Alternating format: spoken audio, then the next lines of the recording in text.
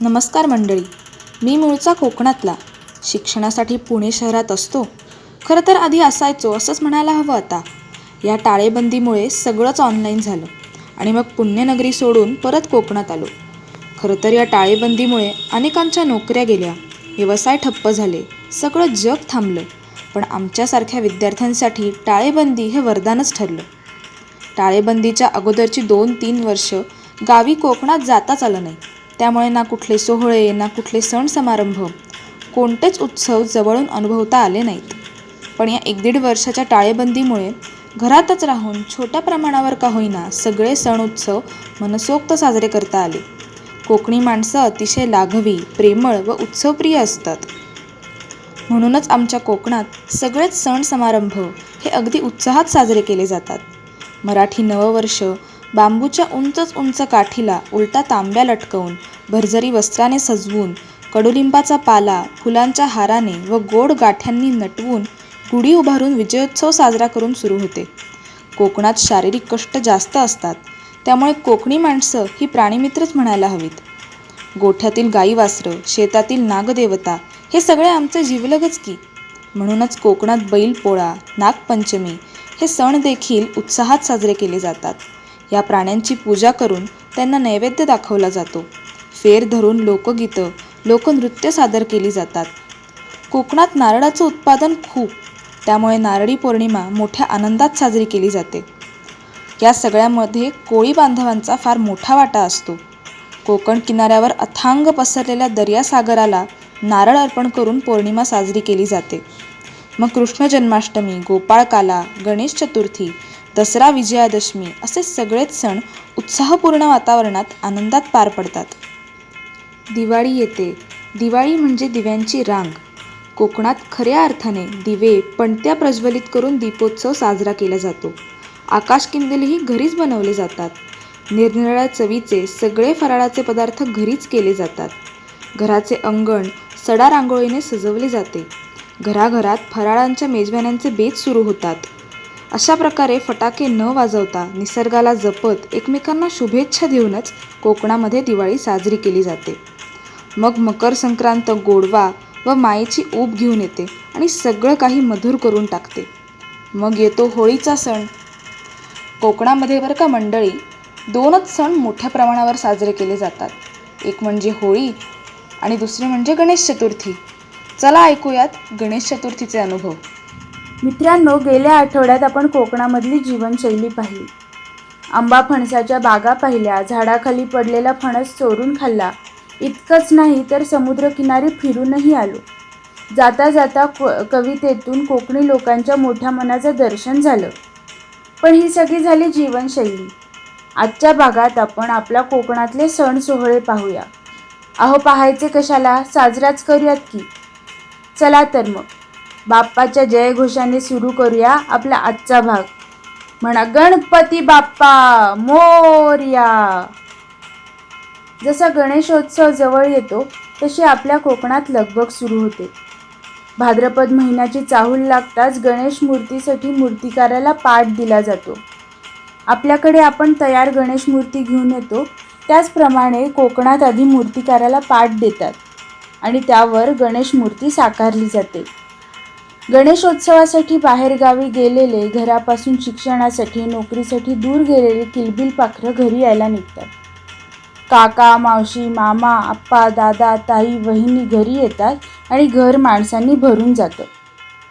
जेवणाच्या पंक्तीच्या पंक्ती उठतात, गप्पांचे फड रंगतात, हास्याचे कल्लोळ उठतात. चहा तर दिवसातनं किती वेळा करावे लागेल याचा काही सुमार नसतो. त्याच घोटाळ्यात जर नवविवाहित जोडपं असेल तर काही विचारूच नका. नुसती मजा आणि त्या मुलीची उखाणे घेऊन घेऊन पुरे वाट. घरातल्या सवाष्णी नव्या सुनेला सोबत घेऊन रीती शिकवतात. त्यांच्याकडचे नवे पदार्थ सांगतात, जेणेकरून पुढच्या वर्षी ती हाताशी येईल. आपली सून कुठे मागे पडू नये हाच त्यामागचा उद्देश.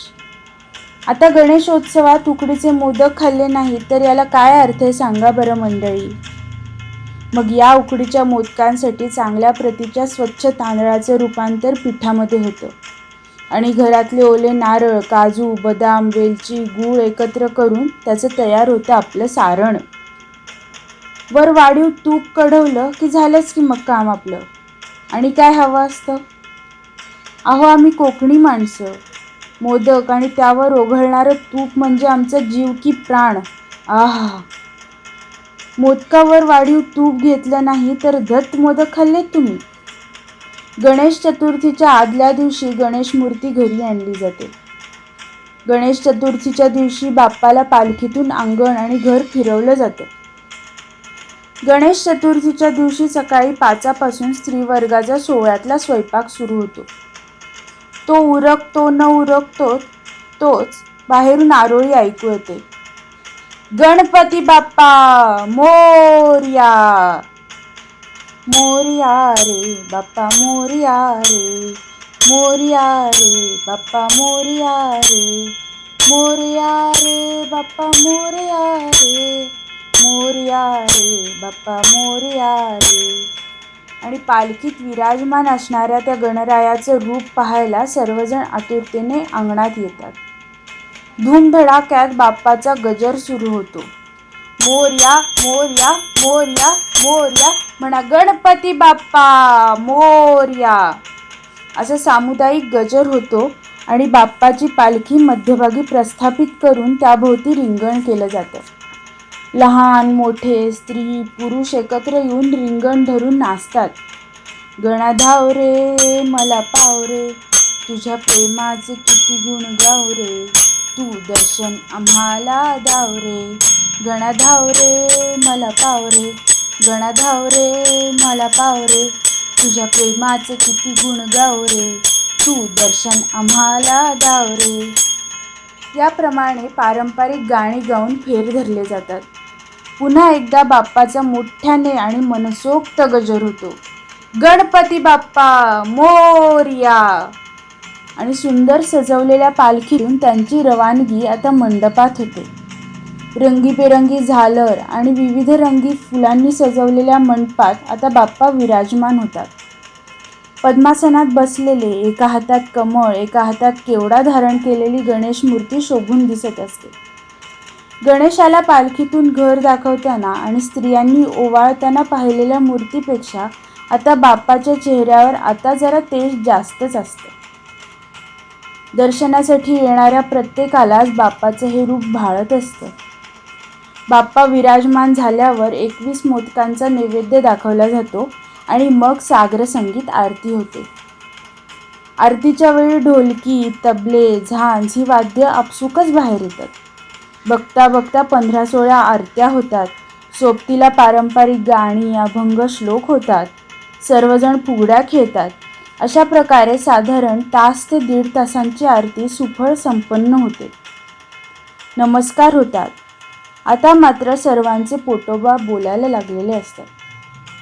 स्वयंपाकघरातले मोदक अंगणात बन्यान आणि बरमुडावर बसलेल्या पिंटू काकाला खुणावू लागतात. फक्त पानं वाढलीत हां, एवढं म्हणायचा अवकाश की पिंटू काका धावत जाऊन पानावर बसलाच म्हणून समजा. मोदकांसाठी काहीही करू शकतो आम्ही. इतकंच काय, इथे मोदकांसाठी पैजाही लागतात बरं. नंतर मोदक किती खाल्ले हे कोणाच्या लक्षात राहत नाही ही गोष्ट निराळीच, पण पैजा लागतातच 100%. आता इतकं पोट भरून फुटेपर्यंत उकडीचे मोदक खाल्ल्यानंतर अंगणात स्वच्छ आणि मोकळ्या आकाशाखाली झोप तर झालीच पाहिजे. शास्त्र असतं ते. गणेश चतुर्थीच्या दिवशी दिवस दुपारपर्यंत कसा सरतो हे कळतही नाही. झोप झाल्यानंतर मंडळी चहा येतोय ना, असा एकच सामूहिक आवाज घुमतो आणि हा घुमलेला आवाज दर अर्ध्या तासाने पुन्हा पुन्हा ऐकू येतो. म्हणजेच दर अर्ध्या तासाने इथे चहा हा लागतोच. साधारण 5-5:15 दरम्यान आजूबाजूच्या मित्रमंडळींची दर्शनासाठी यायला सुरुवात होते. येणाऱ्या जाणाऱ्या प्रत्येकाशी एक वेगळीच नाळ जोडलेली असते. प्रत्येकाची वेगळी आठवण असते, त्यामुळे त्यांच्याशी गप्पा रंगतात त्या वेगळ्याच. नव्या सुनेशी किंवा जावयाशी ओळखी करून दिल्या जातात. येणाऱ्या प्रत्येकाला उकडीच्या मोदकांचा प्रसाद दिला जातो. त्यात येणाऱ्या पाहुणा जवळचा असेल तर रात्रीच्या आरतीला आणि जेवणाला थांबण्याचा आग्रह होतोच होतो. आणि समोरच्याकडूनही तो अगदी बिनदिक्कतपणे पुढे मागे न पाहता स्वीकारलाही जातो. काय मग पिंटू दादा, यावेळी तुमचं भजन नाही वाटतं? अशी एक मिश्किल कोपरखळी दिली जाते आणि आपला पिंटू दादा भजन म्हणायला बसतो सुद्धा. मग तो रंग इतका चढतो की आरतीनंतरही हा कार्यक्रम असाच सुरू राहतो. त्यातच नव्या जुन्यांचे उखाणे, अभंग, भजनं, श्लोक, लोकगीतं यांचा समावेश होतो आणि पहाटे 5 कधी वाजतात कळतही नाही. पहा मंडळी, इथे ना कोणता DJ असतो, ना कोणती धागडधिंगा गाणी, पण या पारंपरिक लोकगीतांमधूनही किती आनंद आणि उत्साह मिळतो आपल्याला. रात्र जागवूनही पहाटे 5 नंतर तोच उत्साह असतो बरं यांच्या अंगात. आज गणेश विसर्जन, 1.5 दिवसांचा हा पाहुणा असतो बाप्पा, पण किती आनंद देऊन जातो, किती उत्साह घेऊन येतो आपल्या घरामध्ये.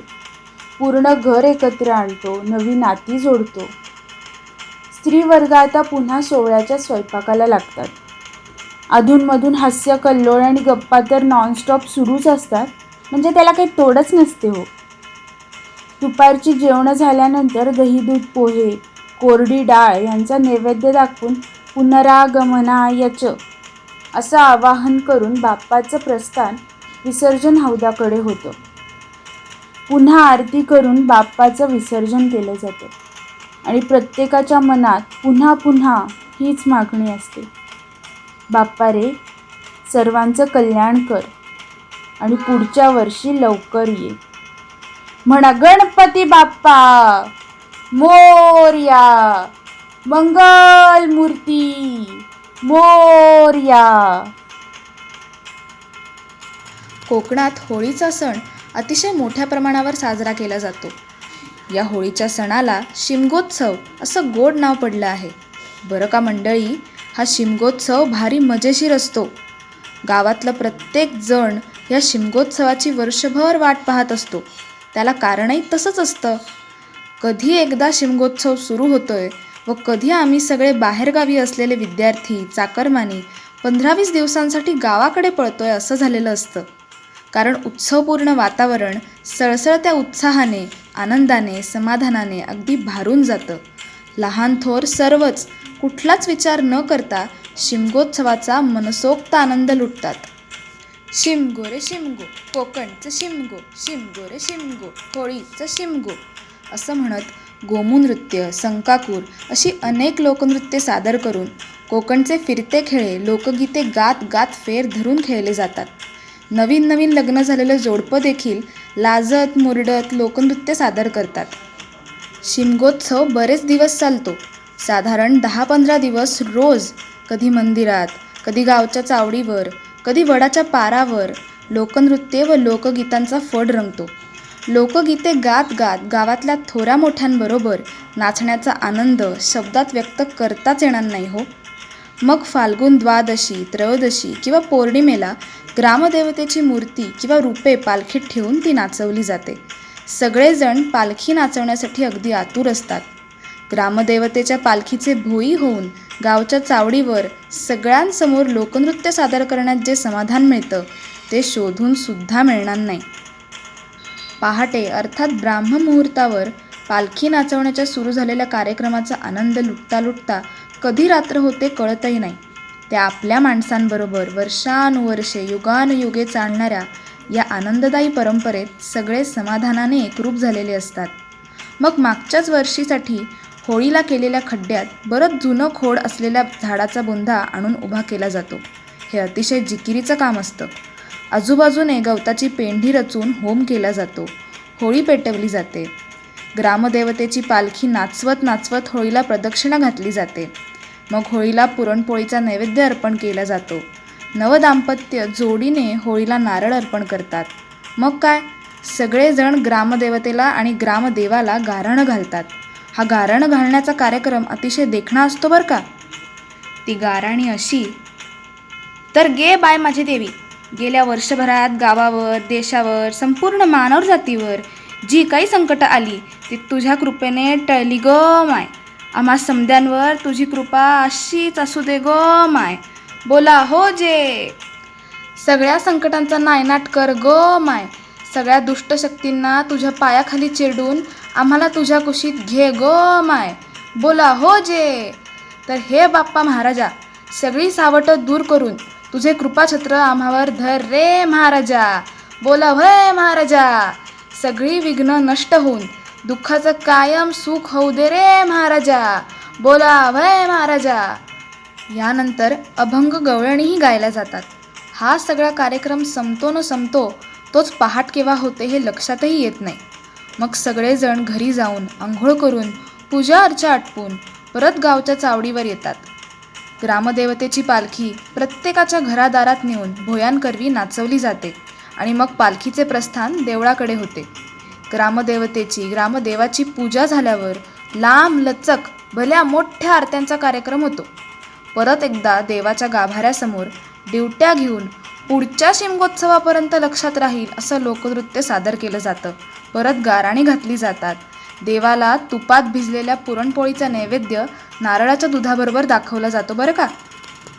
एकदा का नैवेद्य दाखवून झाला की सगळेच जण पुरणपोळीवर अगदी तुटून पडतात. पंक्तीच्या पंक्ती बसतात. तंगडं तुटेपर्यंत नाचून नाचून सगळेच जण दमलेले असतात की हो. तेव्हा मऊ लुसलुशीत खमंग पुरण भरलेली गरम चुलीवरची साजूक तुपाची धार ओतलेली पुरणपोळी नारळाच्या दुधाबरोबर कधी जिभेवरून पोटात उतरती असं झालेलं असतं. या सगळ्यानंतर वामकुक्षी झाली नाही तर त्या दमण्याला काय अर्थ आहे तुम्हीच सांगा. आयुष्यात अजून काय हवं मंडळी. त्याच्यात त्या भगवंतामध्ये एकरूप झालो. रक्ताचं नातं नसूनही जिव्हाळ्याच्या माणसांबरोबर लहान थोरांबरोबर आपुलकीने त्याच्यासाठी नाचलो गायलो. पोटभर जेवून समाधानाची ढेकर दिली व घरापुढल्या अंगणात वाऱ्याच्या झुळकेबरोबर दाटीवाटीत का होईना सुखाची झोप काढली व पुढच्या शिमगोत्सवापर्यंत पुरेल इतका आनंद मनात मावत नसतानाही भरभरून घेतला व पुढल्या वर्षी परत तुझ्याच कुशीत येऊ असं नकळतपणे आपल्या मायभूमीला वचन देऊन आम्ही सगळे शहराकडे यायला निघालो. चला तर अनुभवूयात सणांची मांदियाळी. चैत्राची पहाट पहाट येई कानी विजय वार्ता. सुखाचा पाडवा पाडवा नेई आनंदाची अगावा. वसंताची चाहुल चाहुल लावी हो महाराष्ट्राला. अक्षयाची तृतीया तृतीया देई शिष्यास गुरुची हो विद्या. वडाच्या पारंब्या पारंब्या देई बालपणीची आठवण. झाडाची सावली सावली आंबट गोड किस्स्यांची साठवण. पाऊले चालिती चालिती पंढरीची हो वाट. हरिनामाचा गजर गजर आषाढीला जणू विठ्ठलाची बरसात. मातीलाही ओढ हो ओढ घामाची या थेंबांची. पोळ्यालाही डोले हो डोले मान नंदी बैलाची. नारळी चव रवाळ रवाळ त्यास तूप साखरेची हो गोडी. अर्पितो सागरा सागरा तग धरू दे संसाराची होडी. मोहन मूर्ती सावळी सावळी शोधी लोणियाचा गोळा. वाट पाहती पाहती जयाची मैत्रीची या सोहळा. सोन्याचा मखर फुलांची आरास होई गजर मोरया मोरया. आरतीचा थाट मोदकाचं नैवेद्य बाप्पाच्या स्वागताची तयारी करूया. होई घटाची स्थापना बीज अंकुरे अंकुरे. होई सीमोल्लंघन दसरा दुधाची वाट पाहे कोजागिरीचे चांदणे. गाईचे वासरू वासरू नांदोदारी सुख समृद्धी. फिटे अंधार अंधार तेजाची रोषणाई पाडवा भाऊबीजी. मकर संक्रांतीचा तिळगुळ नात्यातला गोडवा गोडवा. होळीची ऊब रंगांची उधळण मिळो निसर्गाचा गारवा गारवा. फौजीच्या कुटुंबा कुटुंबा मिळो सुख पळी पळी. उजळो भाग्य बळीराजाचे यावी पिके कवळी कवळी. मायभूमीचे गोमटे गोमटे शिवशक्तीचा वारसा. दूर सोन्याचा सोन्याचा याच स्वातंत्र्याची आशा. याच स्वातंत्र्याची आशा. धन्यवाद.